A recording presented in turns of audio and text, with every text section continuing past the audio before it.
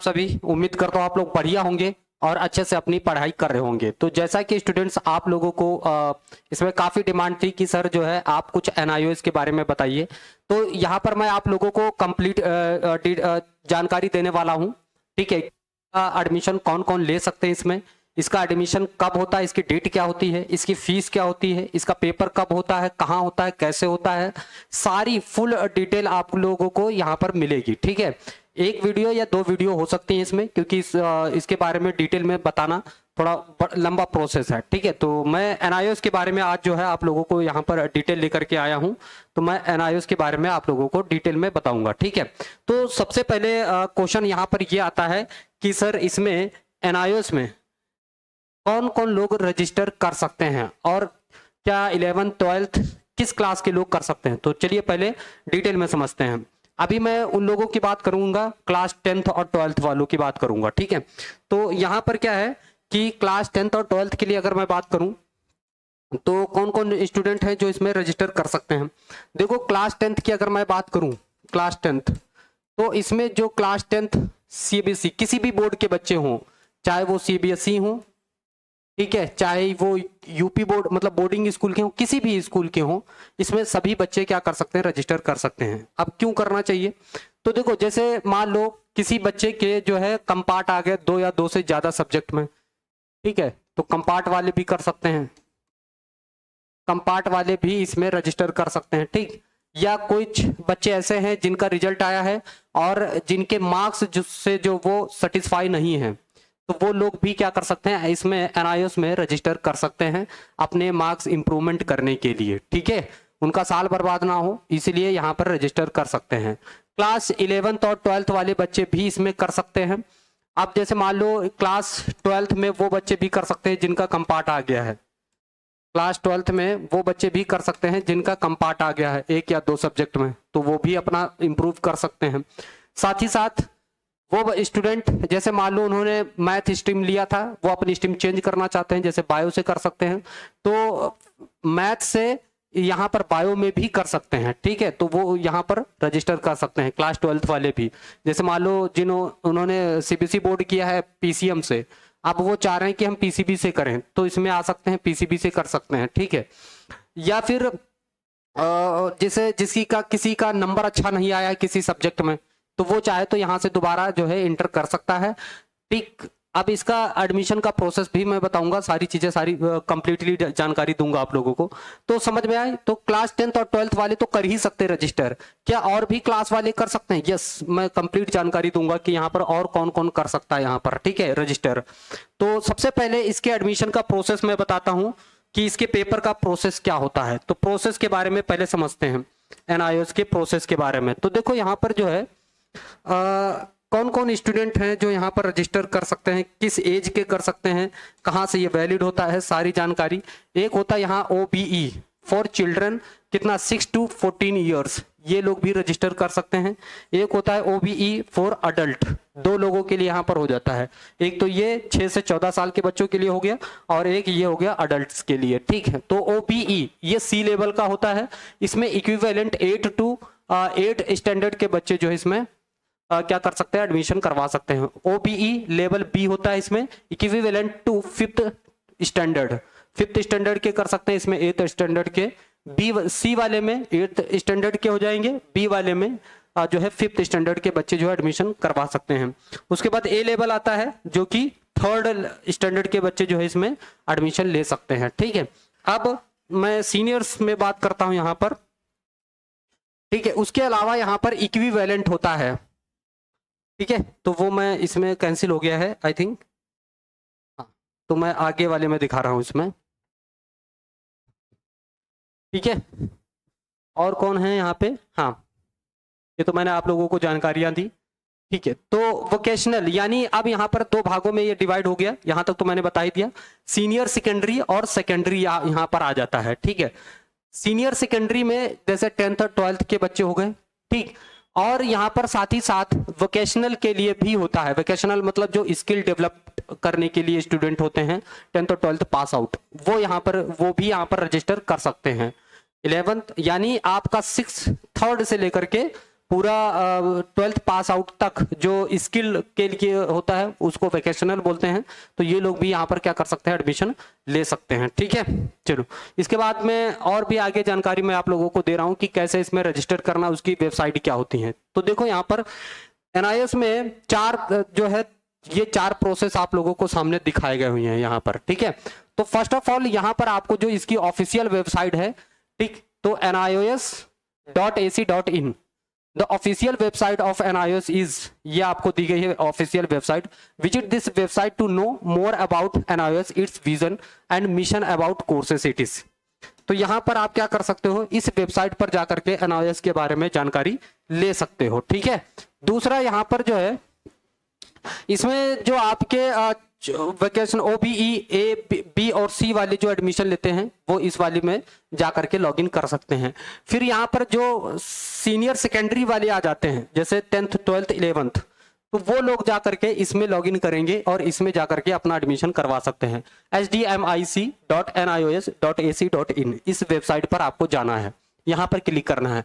तो student portal is the, यहाँ पर क्या होगा, एक तरह से उनका डैशबोर्ड, जो भी यहाँ पर रजिस्टर्ड करेगा, ठीक, तो उसके नाम का एक डैशबोर्ड आ जाएगा। उसको वीडियो और उसके जो प्रैक्टिकल रहेंगे वो सारी चीजें यहाँ पर, पूरी जानकारी यहाँ पर रहेगी। वो अपना रिजल्ट यहीं से चेक कर सकता है, सारी चीजें, उसका एक डैशबोर्ड बन जाएगा और वो यहाँ पर अपनी जानकारी प्राप्त कर सकता है। ठीक है, तो ये सीनियर सेकेंडरी के लिए हो जाता है, 10th और 12th के लिए। ठीक है, तो ये वेबसाइट याद रखेंगे, इसी पे जाकर के आपको लॉगिन करना रहेगा। तो यहाँ पर देखो लिखा भी है, student portal is the gateway for learners of secondary and senior secondary to view the entire life cycle through a personalized dashboard, ठीक, which show a detail for application, fee payment, TMA, result, study material etc। ये सारी जानकारियां आपको यहीं पर मिल जाएंगी। Secondary और senior secondary students के लिए आपको क्या क्या मिल जाएगा, फी पेमेंट डिटेल भी यहाँ पर मिल जाएगी, TMA मिल जाएगा, यानी रिजल्ट वगैरह सारी चीजें आपको, स्टडी मटेरियल सारी चीजें आपको यहाँ पर मिल जाएंगी। आपके नाम का एक डैशबोर्ड यहाँ पर बन जाता है। ठीक है, स्टडी मटेरियल वगैरह भी मिल जाता है। फिर यहाँ पर बात करते हैं जो वोकेशनल स्टूडेंट्स हैं, तो उनको यहाँ पर आकर के रजिस्टर करना है voc.nios.ac.in। तो portal dashboard for vocational education courses is meant specially for the learners registered in skill based vocational course of NIOS।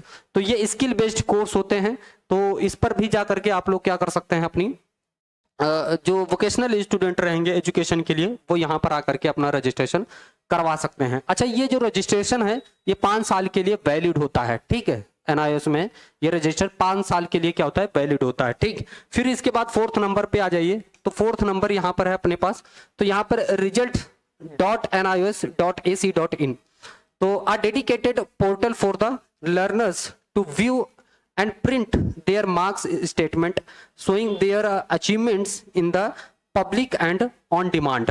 तो देखो मैं बता रहा हूँ यहाँ पर जो है पेपर वो 2 प्रकार से होते हैं, एक होता है पब्लिक और एक होता है ऑन डिमांड।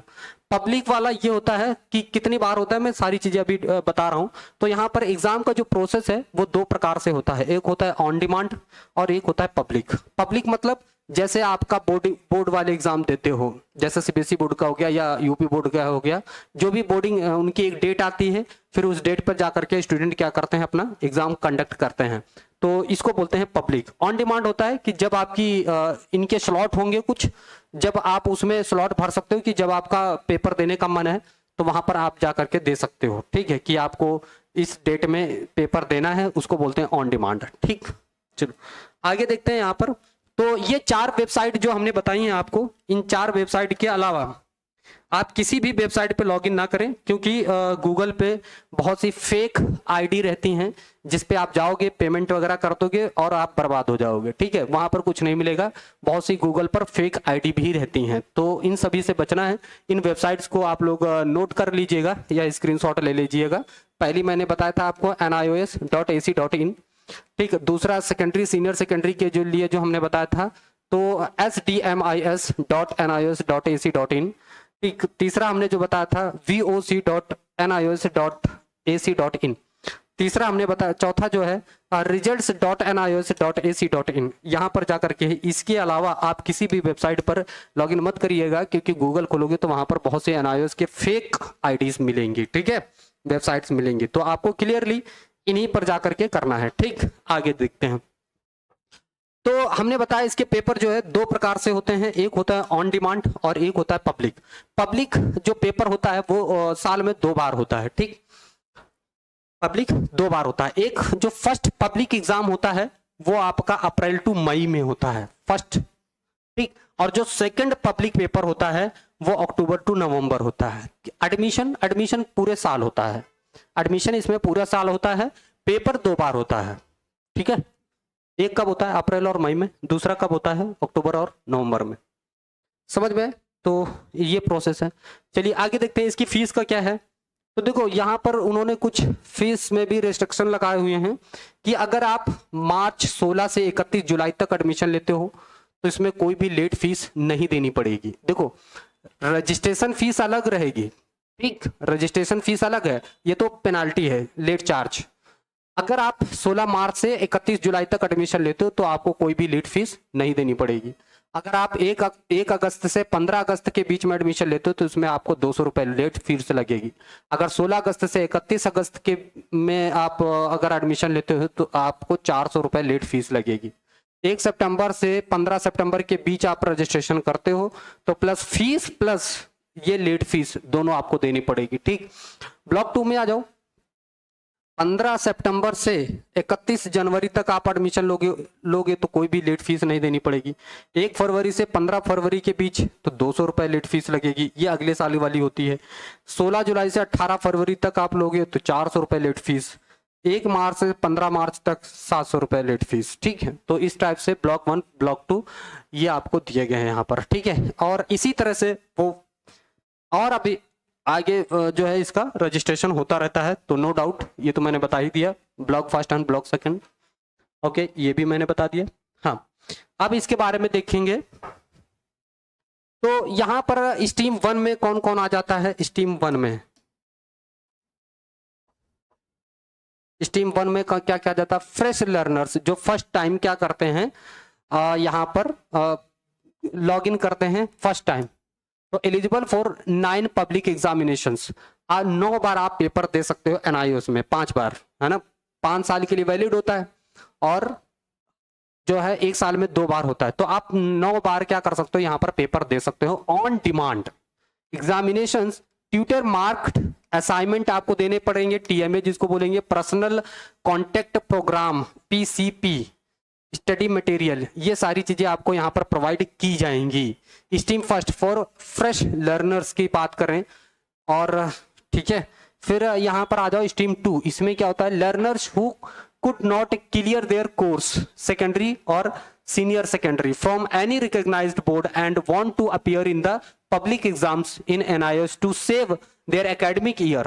तो यहाँ पर आपको एकेडमिक ईयर करना पड़ता है जो पब्लिक पेपर देते हैं।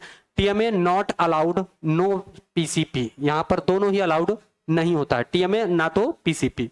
अगर टर्म स्ट्रीम 3 की बात करें तो learners who could not clear their secondary courses from any recognised board and want to appear in the on demand exams in NIOS to save their academic year, no TMA no PCP. जो on demand देंगे, ठीक, उनको जरूरत नहीं पड़ेगी। ये stream 3 वालों के लिए है, ठीक है, जो 3 में क्लियर नहीं हुए हैं, ठीक।